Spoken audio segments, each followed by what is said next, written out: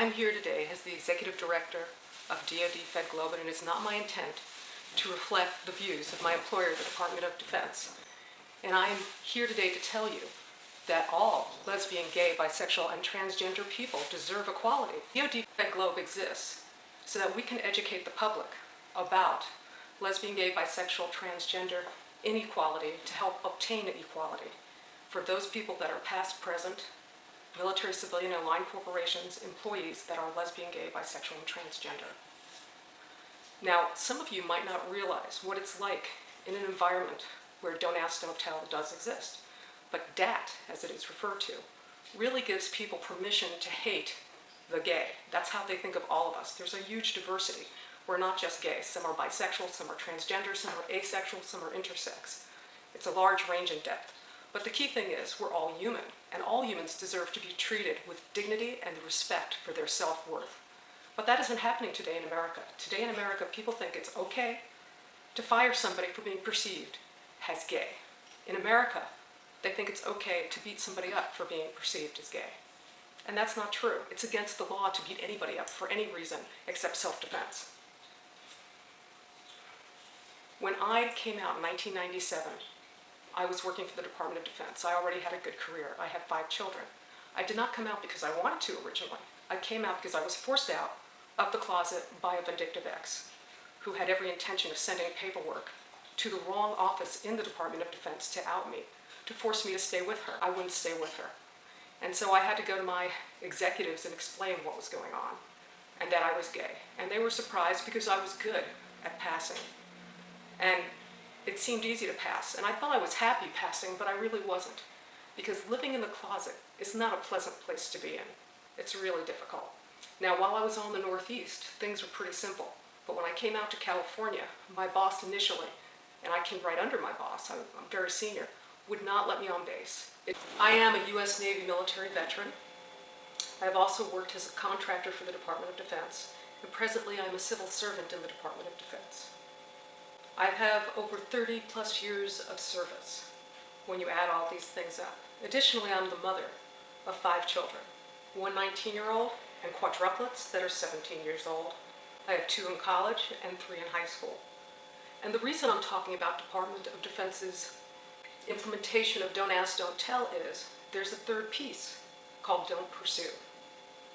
We'll just call it all DAT, D-A-D-T. But the fact of the matter is Don't Pursue means that the Department of Defense was not supposed to pursue any gay people.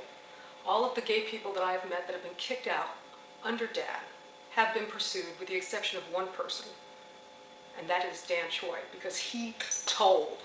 And quite frankly, if the 66,000 LGBT that are in the military right now told, rest assured they'd get rid of Don't Ask, Don't Tell in 5 minutes.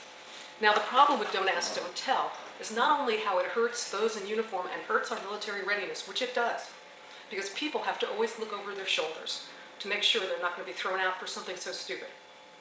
In addition to that, it causes PTSD because they are nervous about coming out. What is really at risk here is not just that, but that they cannot control the prejudice that DAT causes. It cannot be stopped at the military uniforms. Everybody associated with the Department of Defense, civilians, contractors, and all of society thinks it's okay to hate the gay. It's okay to have this ostrich effect that if we ignore their existence, they will go away. But I'm telling you, as a lesbian veteran, we are always there. We always have been, and we always will be. And throughout history, there have always been gay people, and transgender, and bisexual, and asexual, and intersexual. All the different ranges have been there, as well as heterosexual. When my kids were young, one of my daughters, Sarah, said to me one day when she came home from school, "Mama, I don't think everybody is gay or straight. I think they're mostly bio." Well, I said to her, "You're right, we're all biological." The bottom line is sexual diversity, gender identity, it's a mixed bag, and all of us deserve dignity and the respect of our own self-worth as human beings.